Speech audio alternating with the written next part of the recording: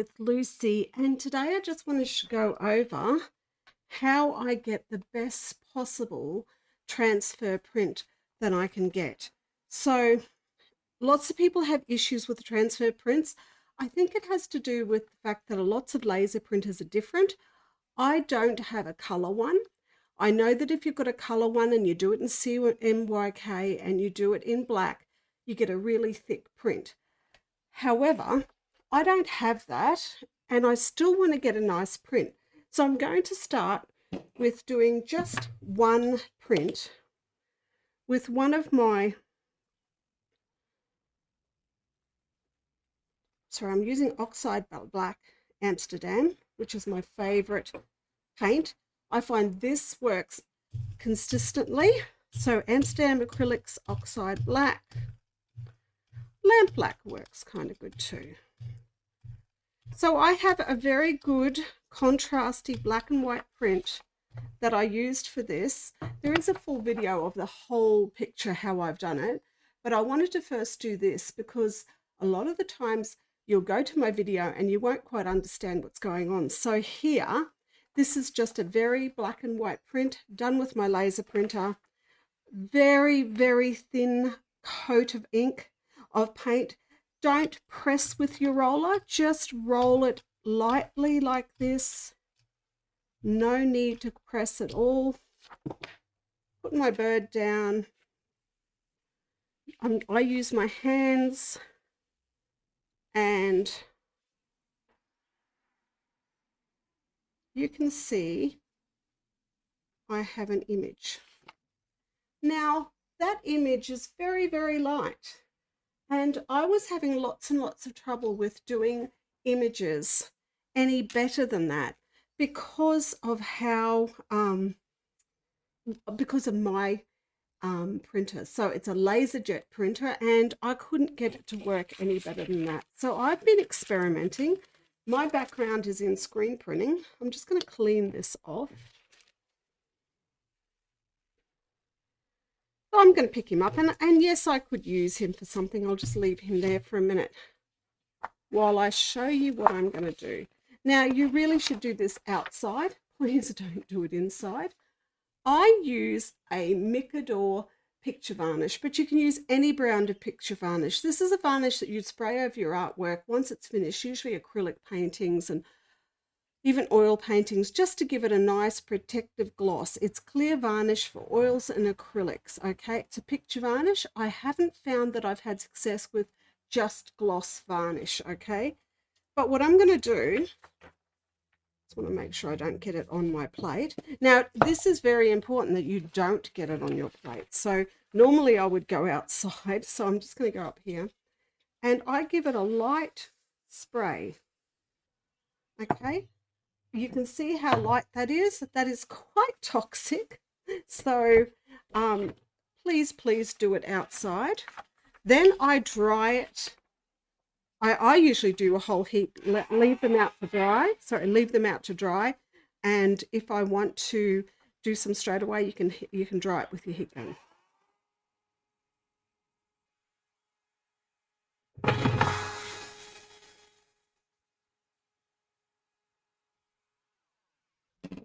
Okay, this must not be wet at all. I can't stress enough. So your paper needs to be super dry. Okay, now I've had some people saying, oh, don't use varnish on a gel plate. This is no different than a painting or a piece of magazine paper.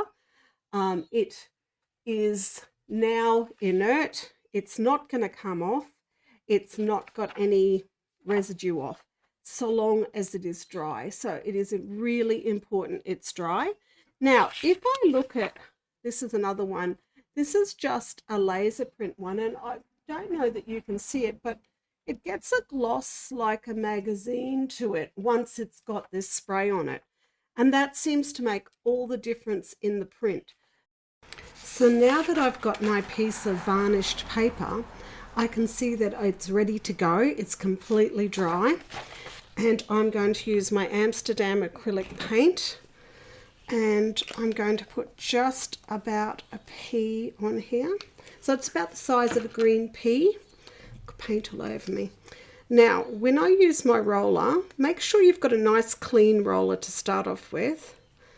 And then when I roll it, I'm not putting any pressure. So if you do this, it's getting you nowhere. Roll different directions, just keep it rolling. You want to end up with a nice, smooth, silky looking plate that probably if you lifted this up you could still see through it. And I've got no weight. The weight of the roller is how much pressure I'm putting in. Going different ways. Now when I put this down, I'm going to be really quick, so I'm going to put it down and I'm going to give it a little rub. Now this is important that we get this up pretty quickly. So I've given it a rub and I'm not wasting any time getting it up. There are other times where you must let the ink dry, and now I will need to let the ink dry before I put some colors and backing on it.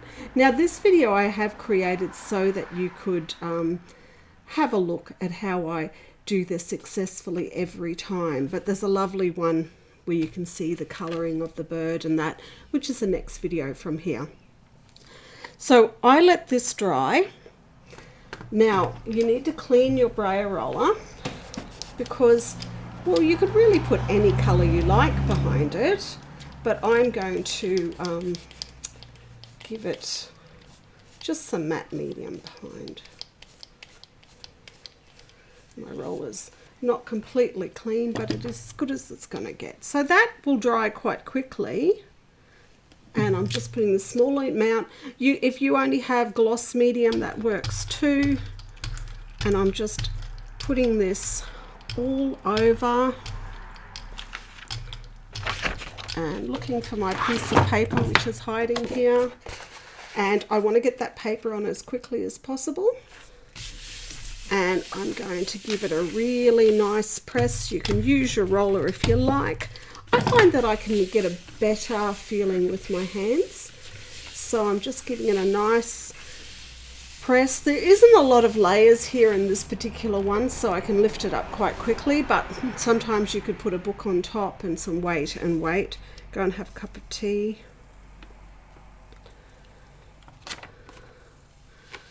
And you can see when I lift it that I have a lovely, beautiful black and white print. I love the grey in the background too, but in the next video I will be colouring it so you'll get to see it both ways. But that's how I get a consistent result every time. I use the Micador varnish, and that works for me every time. If you don't have a Micador brand, just go to your art store. They will have other brands, but you need to do it lightly. You need to make sure it's absolutely dry. So there are steps here that are really, really important. One of the things is to have a nice black and white image. Now I've drawn this one in Procreate with just black pen, printed it out through my laser printer. I've then given it a spray with that Micador or the picture varnish. When I put it on the plate, I've used black, very, very thin.